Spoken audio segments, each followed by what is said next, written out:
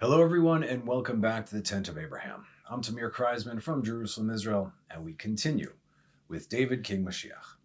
This one's called Hamas. David was filled with true love for Israel without any hate, and David's pure love was reciprocated by all of Israel, as said in 1 Samuel 18:16. And all of Israel and Judah loved David, for he went out and came in before them. So what does this mean? Yotze uba lifneim. Yotze, latzet, to go out, lavo, to come before them. Did you notice that Moses said the same thing, for instance, in Deuteronomy 31:2? Vayomer lehem ben 120 shana anochi hayom lo uchal od latzet velavo. He said to them, today I am 120 years old, I can no longer go or come. And the Lord said to me, you shall not cross this Jordan. What Moses was to Israel, so too was David. Leader, teacher, intercessor, shepherd, champion, judge, and king. But there were also those among all of Israel who hated David, just like there were those amongst Israel who hated Moses. We just read recently, right? The ground swallowed them up, and they descended alive to Sheol. Why? Because they had a machloket lo leshem shamayim. They had a conflict not for the sake of heaven. What does this mean? In the Talmud, I'm sure you've heard that the rabbis are always arguing. It's not an argument. They like Hillel and Shammai. Yeah, they're going at it. Their sons and daughters were marrying each other. They genuinely loved each other, and they loved God even more. So their back and forth, it was not an argument. It just it seems like it's an argument. That just like if you go into a Beit Midrash, and everybody's screaming at each other. They're not angry at each other. They're speaking with zeal. If you've ever actually learned Torah, or if you've come to any of our classes, I get hot because I go and I raise my voice and I get into it. You get into it. Now imagine two people going at this back and forth. What is the purpose? Why are they going at it? They're going at it to see how best to serve God.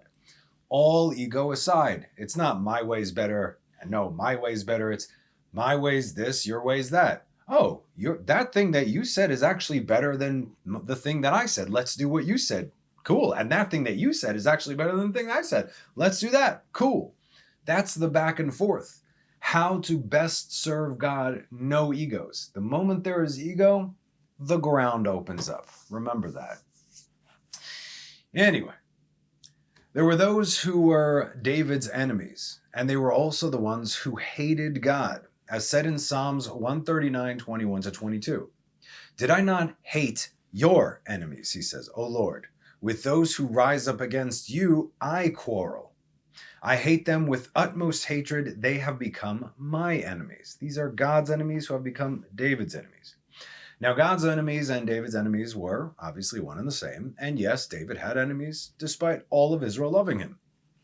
It said in Psalms 41:6, my enemies speak evil of me. When will he die and his name be lost?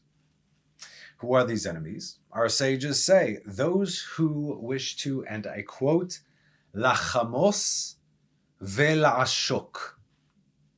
These are the schemers. They're everywhere, okay? The word la'ashok means to oppress. As said in Hosea 12:8, Kenan be'adom oznei mirma la'ashok ahev. A trafficker who has deceitful scales in his hand, right? Scheming, ripping people off. He loves to oppress. La'ashok ahev.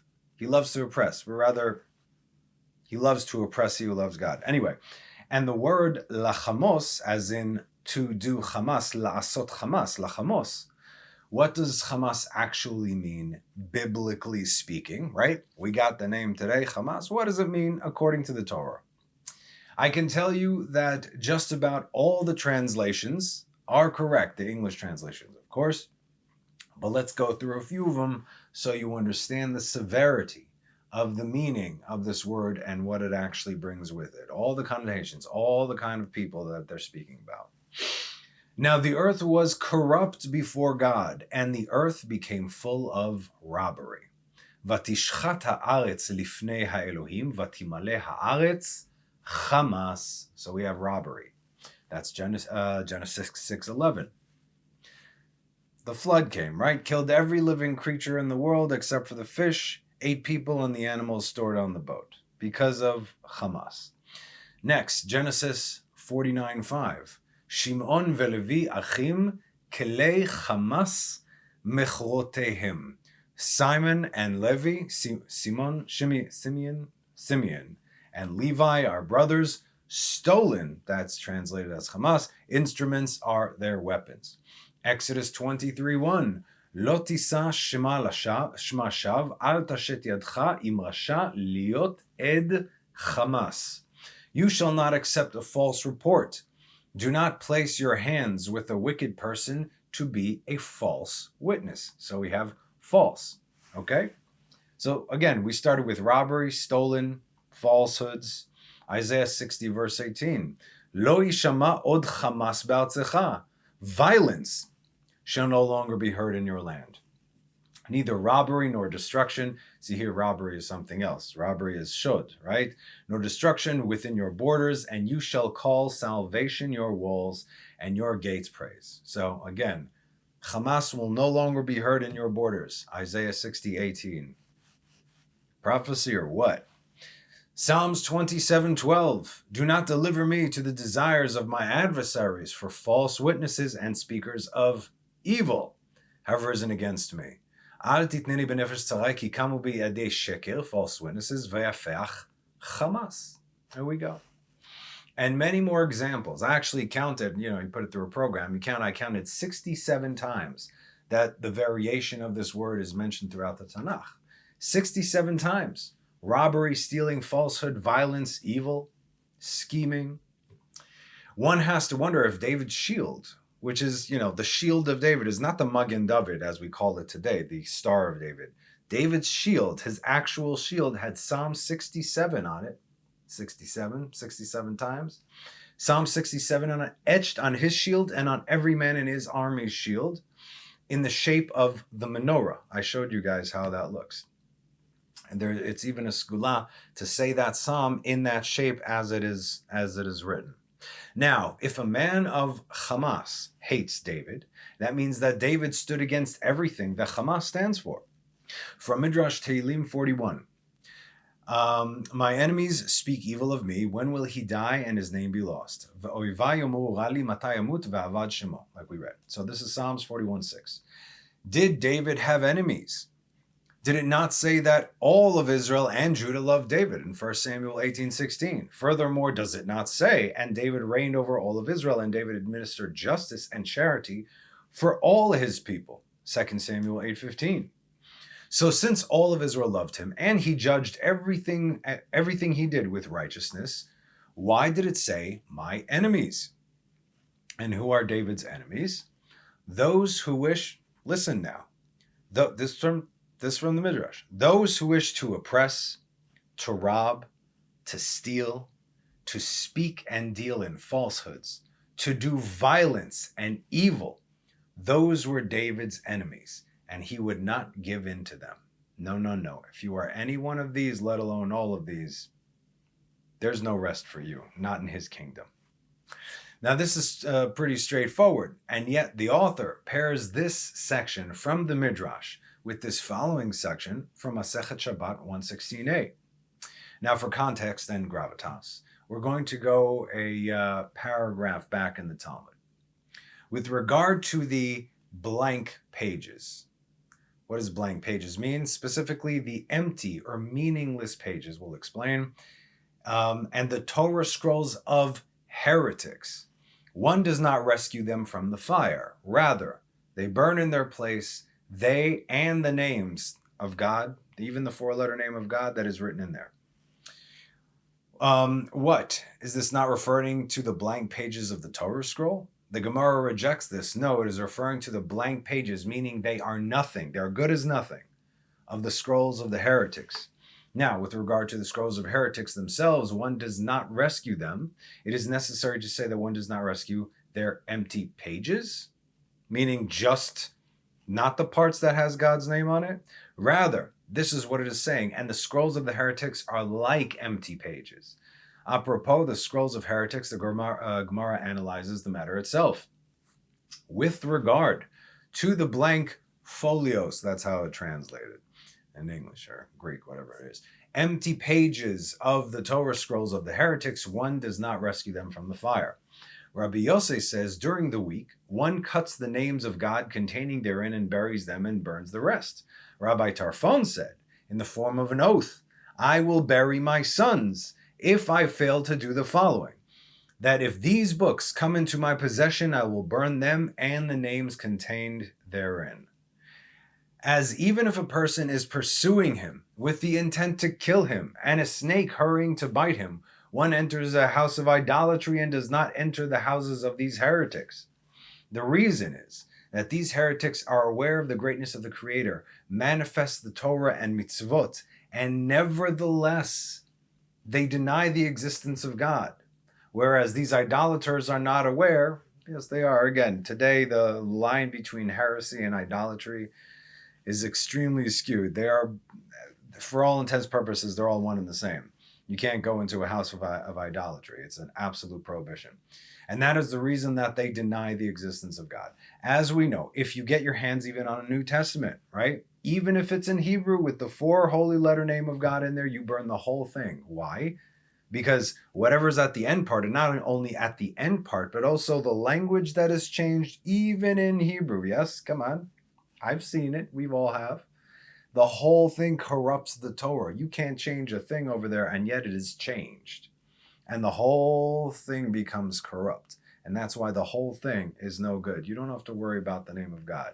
You don't disrespect the name of God. They already did. To honor the name of God, that's why it goes into the fire. He continues, and with regard to the heretics, the verse says, and behind the door and the doorpost you place your memory. Isaiah 57:8. Although they remember the word of God, they treat it contemptuously, as if casting it behind the door. Rabbi Ishmael said, Yahoo, Yahi, all that good stuff. The fact that the names of God in the scrolls of heretics may be burned can be derived through a kal vachomer, be translated as even more so. If you're doing this, how much more so to do that?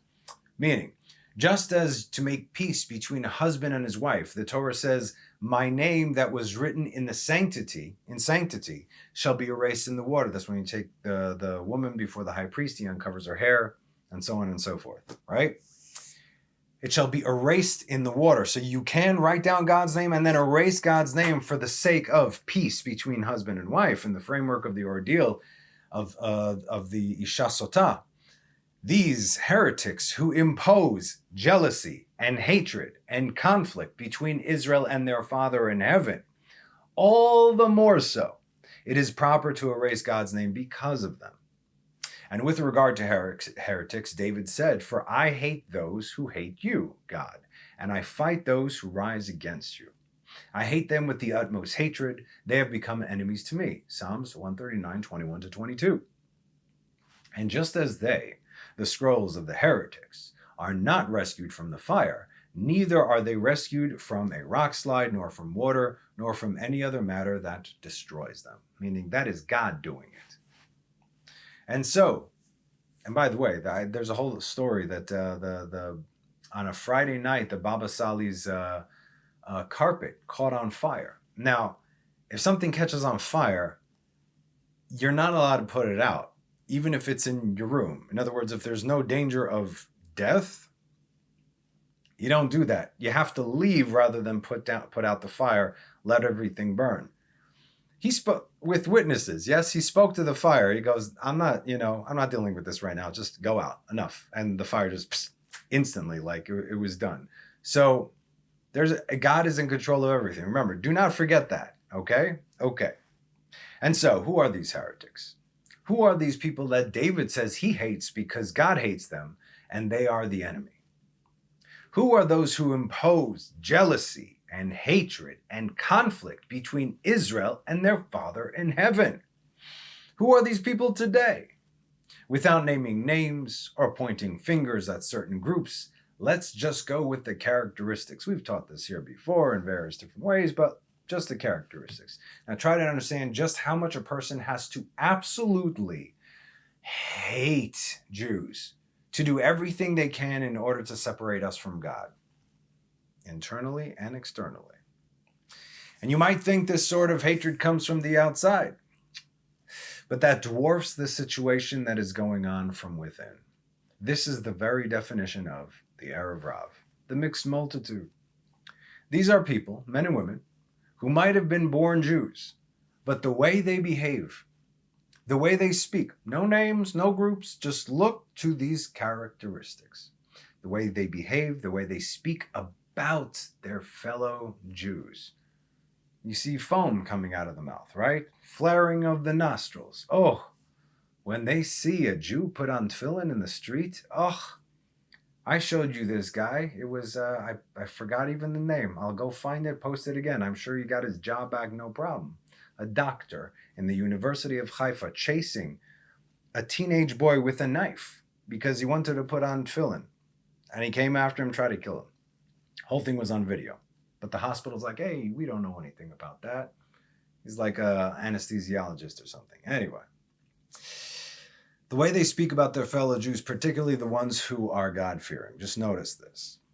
There is nothing in the world that makes them foam at the mouth than when another Jew believes in God and expresses that belief.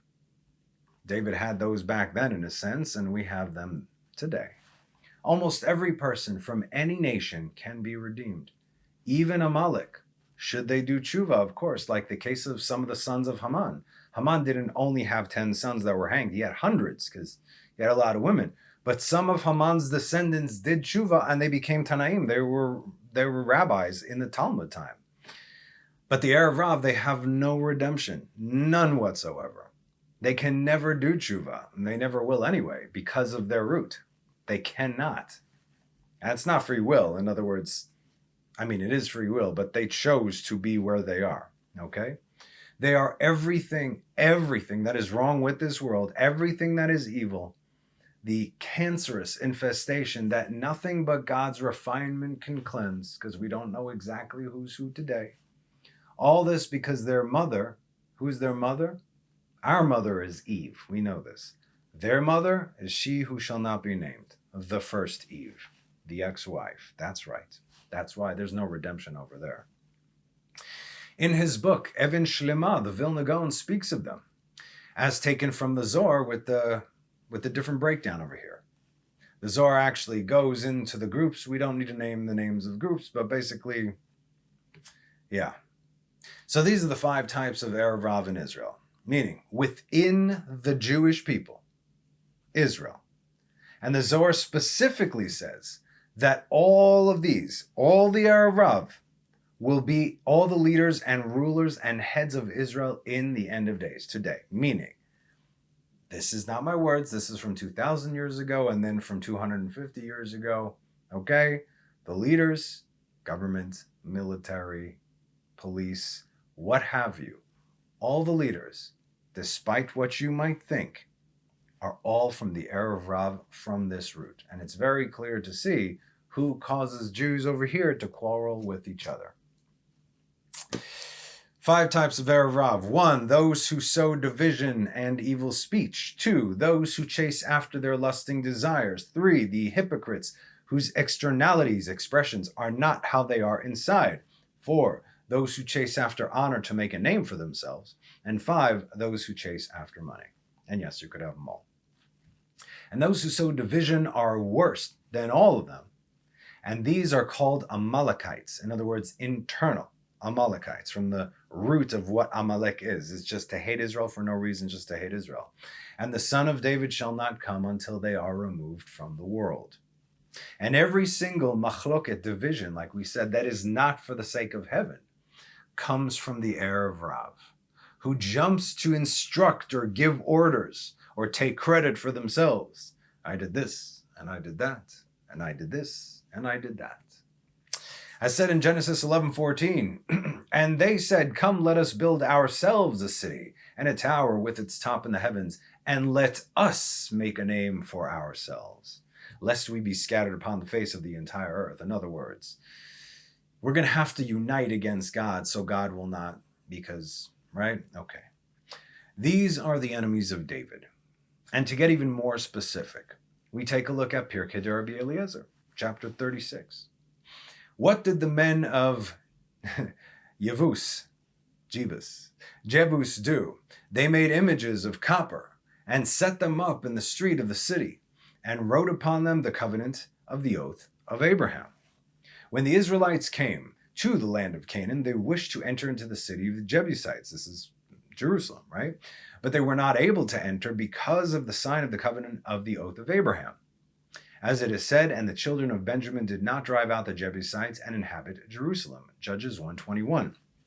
As we know, the area of Jerusalem was split between Judah and Benjamin, running right through Temple Mount, right through the temple itself. So the altar is in the plot of Judah, and then the almost halfway through the temple, including the Holy of Holies, that's in the plot of Benjamin. When David reigned, he desired to enter the city of the Jebusites, but they did not allow him, as is said in 2 Samuel 5:6. And the king and his men went to Jerusalem to the Jebusites, the inhabitants of the land, who spoke to David, saying, "You shall not come here unless you remove the blind and the lame," as if to say, David shall not come here. Although the Israelites were like the sand of the sea, meaning they could have taken them with sheer numbers, yet it was owing to the force of the sign of the covenant of Abraham's oath. David saw this. In other words, they took Abraham's oath and they put it right there on idols, on actual idols. Okay, so two things over there. David saw this and turned backward, and he said, and David dwelt in the stronghold. 2 Samuel 5:9.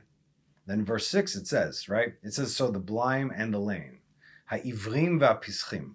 Verse 6. The lame refers to the images, the idols, as said, wherefore they say the blind and the lame shall not come into the house. 2 Samuel 5:8. Lest you say the blind and the lame did not enter the sanctuary, heaven forbid that we should say this, but these blind and lame refer to the images, which have eyes and see not, feet and do not walk, as is said, that are hated of David's soul.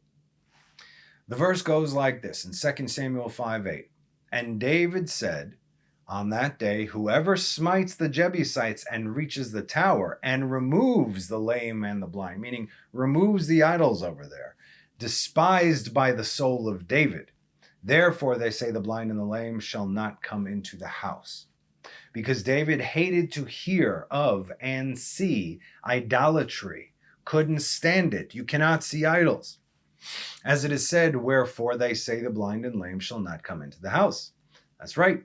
David hated idolatry, and this should come as no surprise. Today, Jerusalem is riddled with idolatry. Churches everywhere, in every corner, crosses and statues everywhere. All of it's down the block. It's everywhere. You can't get around it. Abraham, who welcomed all into his tent for the sake of heaven, yes, had one condition: leave your idolatry at the door.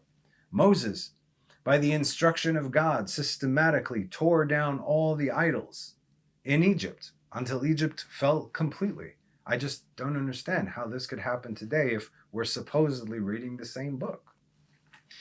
And David, King Mashiach, hated idolatry for obvious reasons.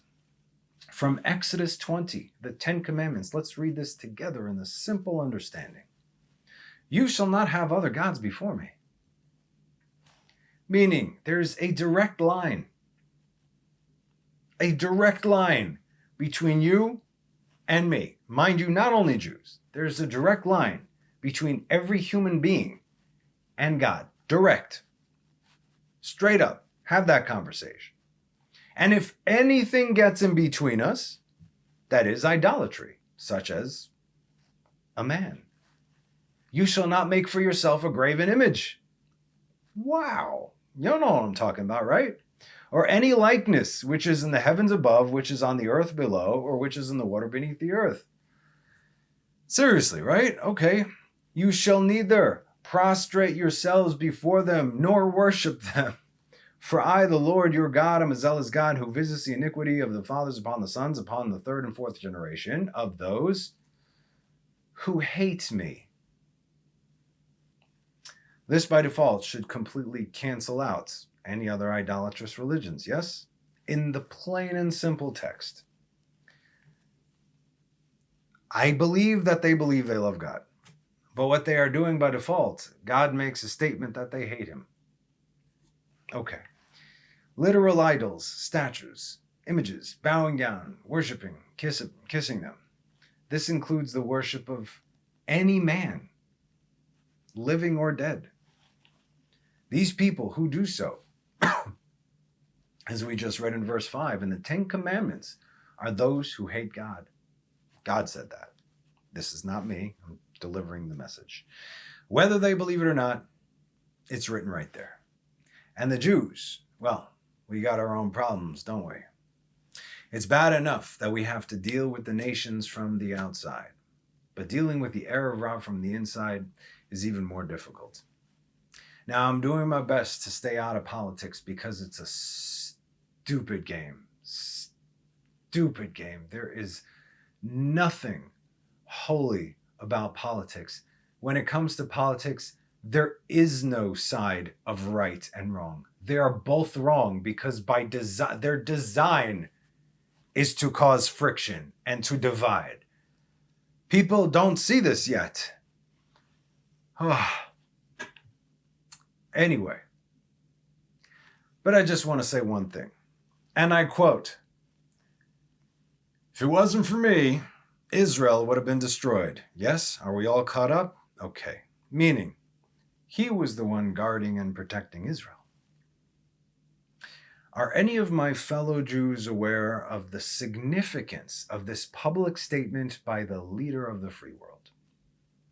Probably not.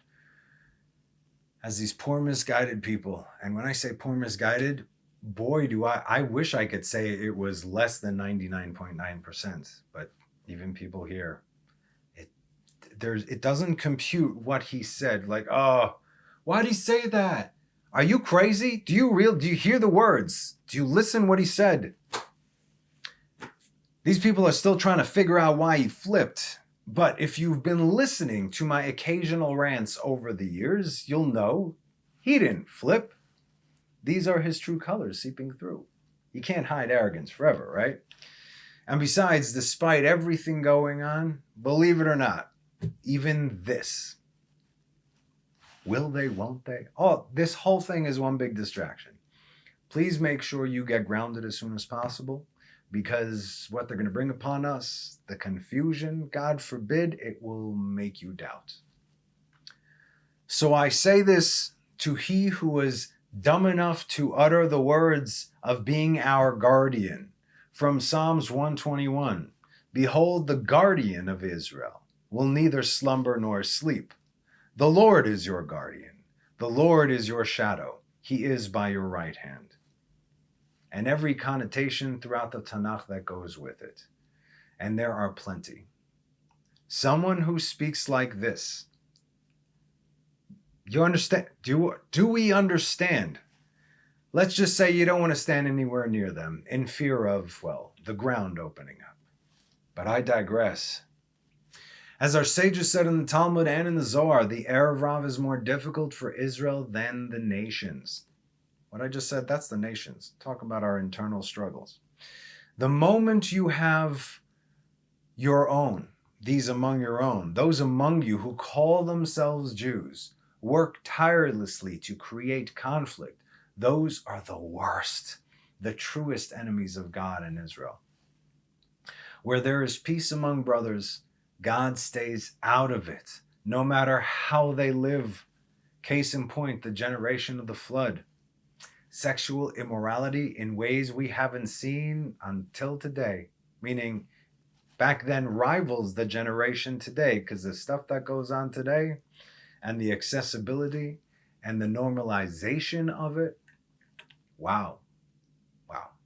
And yet God did not send the flood until when? Until Hamas came and they turned on each other. That's what it was. The moment you start turning on each other, all those judgments for sexual immorality, I'm holding. Oh, you want to go that route? Here you go. I got some of this for you. Robbery, stealing, falsehood, violence, and evil. The same thing with Sodom and Gomorrah. We got the name for a reason, right? A reincarnation of the generation of the flood. God allowed them to do whatever they did until they turned against each other and started killing their own. The northern kingdom of Israel, under the wicked king Ahab. They were flush in idolatry in every way you can imagine. Like you wouldn't believe if you start reading the Midrash about what he did. Man, Yet God did not touch them. Why? Because they had peace among them. They went out to war with their enemies. They vanquished their enemies because they had peace. The moment they started to turn, that was it. Don't you see? Politics, that's what this does. No peace. Never, ever, ever, ever. The moment that was broken, all those judgments that God held came flooding upon them. Which is why the absolute worst of the worst are those who impose jealousy and hatred and conflict between Israel and their Father in heaven. This is Hamas. Yep, you guessed it. The Hamas on the outside is still just a product of the Hamas on the inside. This is the language that God, in his infinite wisdom, from before reality existed, chose to describe this word, right? Robbery, stealing, falsehood, violence, and evil. And look at who it is attributed to. This is in the holy tongue by which everything was created. And this is the word that caused the destruction of society in the world over and over again. This is the name that our enemies, some of our enemies, we got so many, down there, chose to give themselves, though they say in their language it means zeal, strength, or bravery. Sure, but completely irrelevant. This is what God said it means, right? This should draw a very clear line. Look at who supports Hamas or any of these other kinds of behavior, internally and externally. Look at who supports Hamas today. The clear bad guys, right? Financially, politically, economically, and socially within Israel. Look who does that, okay? And I'll give you a hint. You need but look to the left, and even more so, to the right. You see, my friends, all this has been written, and this should strengthen our faith even more, because we see it today so clearly. Everyone is complicit. Everyone. Both sides. You need to wake up and step away. But it also shows how damaged we are as the overwhelming majority won't see this. Not can't. We all can. It's like smacks you in the face. Won't see this. Not because they can't, but because they choose not to. This is a hard pill to swallow. And the terrifying truth to all those who do not see God especially. And that is that there is no one but God who is here for us, who protects us. The moment we look elsewhere, that's when we keep getting smacked. Not our international friends, and not even our own government. It's just too much to accept that everybody is working together to actually destroy not the state, but the soul of the Jew. It's too much for them to see clearly that they are actually all Hamas. By definition, yes? Which is why David wrote about it in Psalms 27. Instruct me, O Lord, in your way, and lead me in the straight path because of those who lie in wait for me. Wherever we go, doesn't matter.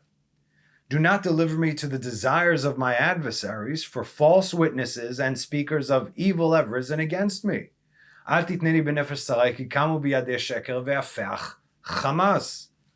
Had I not believed in seeing the good of the Lord in the land of the living, this is our faith, belief. Hope for the Lord, be strong, and he will give your heart courage and hope for the Lord. And let me tell you something.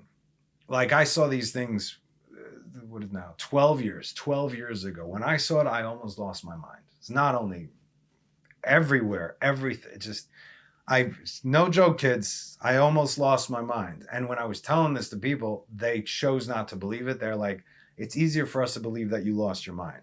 But slowly but surely, as all the things that I learned start coming into fruition, I seemed a little bit less crazy. If I had my way, of course, they would never come into fruition because these things are terrifying. The only comfort is that they're all written, you see? And that's why, okay. So that for any Jew, for any Torah observant, educated Jew to say, and to try and go through political means with the belief and the fantasy that you're going to achieve anything. I mean, I'm just curious, like, I don't want to call it heresy because then you're clearly going against the Torah where it says, Am levadad yishkon. We're about to read it in Parashat Balak. A nation will dwell alone. We said it. Will dwell alone. We're not trying to make friends. We don't have friends. Not inside, not outside. The true Israel.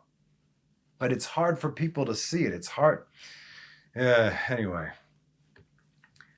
Look, it's getting worse. Like the way yeshiva students right now, they're getting beaten today by clubs, getting kicked in the face, trampled on by horses, having flashbang grenades tossed at them. Not only young men, but also older gentlemen.